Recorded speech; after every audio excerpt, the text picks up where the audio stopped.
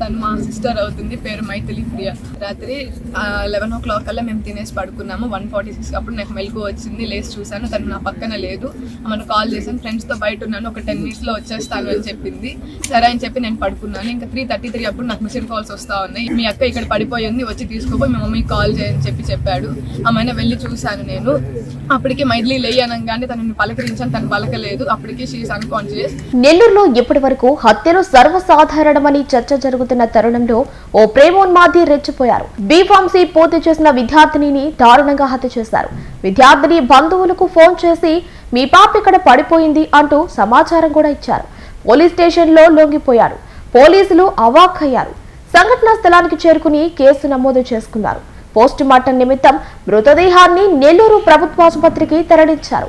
దీనికి సంబంధించిన వివరాలు ఇలా ఉన్నాయి. నెల్లూరు కరెంట్ ఆఫీస్ సెంటర్లో పొదలకూరు మండలానికి చెందిన నిఖిల్, బుచ్చిరెడ్డిపాలెం మినగల్లు ప్రాంతానికి చెందిన మైథిలి ప్రియ ఎదురెదురుగా ఉంటున్నారు.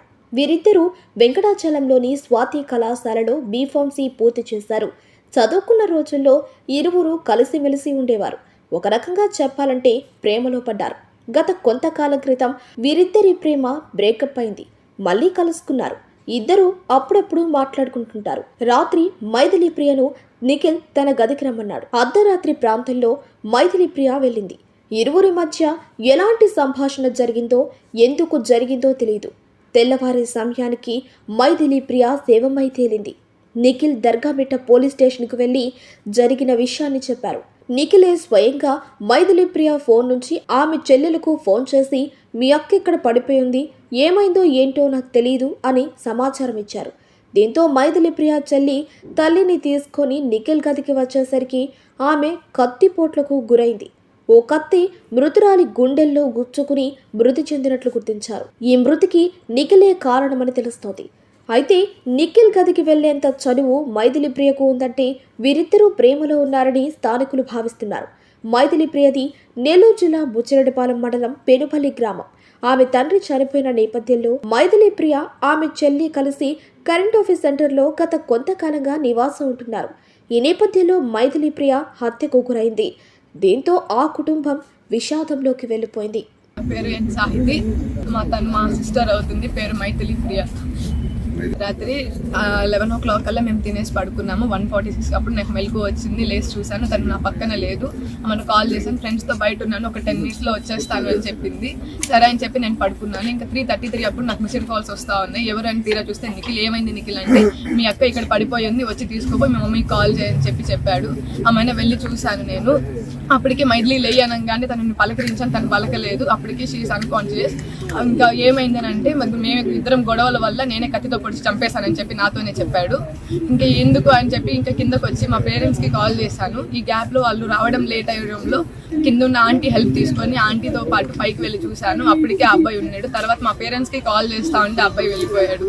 దీంట్లో ఈ అబ్బాయి చెయ్యొక్కడే లేదు, చాలా మంది ఉన్నారని చెప్పి నాకు అనుమానంగా ఉంది. దయచేసి మా అక్క హత్యకి న్యాయం చేయండి, కఠినంగా వాళ్ళని శిక్షించండి. 3 గంటలకు ఫోన్ వచ్చింది, పాప మెట్ల మీద ఉంది, వచ్చి తీసుకెళ్ళండి అని. ఆ తర్వాత అక్కడికి వెళ్ళేసరికి మెట్ల మీద కూర్చోంది. తీరా పట్టుకొని చూస్తే చెయ్యి చల్లగా అయిపోయింది. మైథిలి అనుకున్న అప్పుడే అంబులెన్స్ వాళ్ళు వచ్చారు. మేడం ఈ శిశి డెత్ అని చెప్పారు. నాకు అర్థం కాదు. మీకెవరు ఫోన్ చేశారంటే ఏమో తెలియదు, ఒక నెంబర్ నుంచి కాల్ వచ్చింది, వచ్చేసరికి చనిపోయి ఉందని చెప్పారు. అంతకి మంచి అందరినీ ఇంకా అమ్మగైపోయాం. తీరా వచ్చి చూసి పోలీసు వాళ్ళు వచ్చారు. వాళ్ళు కేసు రాసుకోమయ్యారు. నా బిడ్డకి న్యాయం చేయండి, పిలిపించి చంపేయడం ఎంతవరకు కరెక్ట్? మా ఫ్రెండ్ కలిసి వస్తానని చెప్పి వచ్చింది, ఫ్రెండ్స్ కలిసి వస్తానని వచ్చిన మనిషిని ఇది ఈ విధంగా చేయడం ఎంతవరకు కరెక్ట్? పాపతో కలిసి వస్తానని ఉదయం వచ్చింది కదా, సాయంత్రం 9:30 10 మాత్రం వెళ్ళారు. ఇద్దరు వెళ్ళింది. అమ్మాయి మాత్రం చేస్తాను మమ్మీ, ఉదయాన్నే వస్తాను, ఇక్కడే కదా హాస్టల్ రూమ్, ఉదయాన్నే అందరితో ఉండేసి ఉదయాన్నే వస్తానని చెప్పింది. చెప్పిన మనిషి 3 గంటలకి ఎవరో ఒకరు ఫోన్ చేశారు. ఎప్పుడో ఫస్ట్ ఇయర్ లో వాడు ప్రపోజ్ చేస్తే నేనే ప్రిన్సిపల్ సార్ ద్వారా అతనికి బుద్ధి చెప్పడం జరిగింది. ఆ తర్వాత ఏం లేదు. మళ్ళీ కూడా ఇంకొకసారి నువ్వు పాస్ అయ్యావు, నేను ఫెయిల్ అయిపోయానని చెప్పారు అన్నాడంట. దానికి కూడా నేనే మందులు ఇచ్చాను, నీ కర్మ కొద్ది నువ్వు ఫెయిల్ అయ్యావు, ఎందుకురా నాయన వదిలే, ఇవన్నీ మాకు ఇంట లేవు అని చెప్పాను. అయిపోయింది అడిగి అనుకున్నా. తర్వాత పాపకి జాబ్ వచ్చింది, బెంగళూరుకి వెళ్ళిపోయింది. 2 months అయింది వెళ్ళి. ఇప్పుడు వచ్చింది మళ్ళీ పుట్టినరోజు కానీ. వచ్చిన తర్వాత ఇది జరగడం ఇది ఎంతవరకు కరెక్ట్ నాయన? మీరే న్యాయం చేయాలి వాడికి మాత్రం. దయించి ఏ కన్న తల్లి ఈ విధంగా బిడ్డను బయట పంపితే ఇంత ఘోరాతి ఘోరంగా ఏ కన్న తల్లికి జరగకూడదు. దయించి న్యాయం చేయండి. వాడొక్కడ ప్రమేయమే కాదనిపిస్తుంది, ఇంకా ఎవరెవరో ఉన్నారు. వాళ్ళందరికీ శిక్ష పడాలి. నా బిడ్డకి న్యాయం చేయండి. నా చిన్న పాప ఇద్దరిని పంపించాను, తోడుగా చిన్న పాపను కూడా పంపించాను. చిన్న పాప ఇల్లు వెళ్ళడంతో వెళ్ళి చూసిందంట. మా చిన్న పాపకి వాడు ఫోన్ చేశాడు, మీ యొక్క మెట్లి మీద కూర్చోండి తీసుకెళ్ళి అని. నువ్వెవరు ఫోన్ చేయడానికి అని పాప అడిగినప్పుడు ఇక్కడ కూర్చోండి తీసుకెళ్ళని చెప్పి నాకు ఇంకా అమ్మ ఏం ఆలోచన. ఇల్లుగా పక్కన ఆమె తోడు తీసుకొని మెట్ల మీదకి వెళ్ళి చూసింది. చూసి అప్పుడు ఏందబ్బా అక్క అని చెప్పామా, వాళ్ళిద్దరికి ఏం అర్థం కాక కిందకు వచ్చి నాకు ఫోన్ చేసింది, మమ్మీ అక్క కూర్చోంది ఏం అని ఫోన్ చేసిన తర్వాత అమ్మన వచ్చి మాట్లాడాం సార్.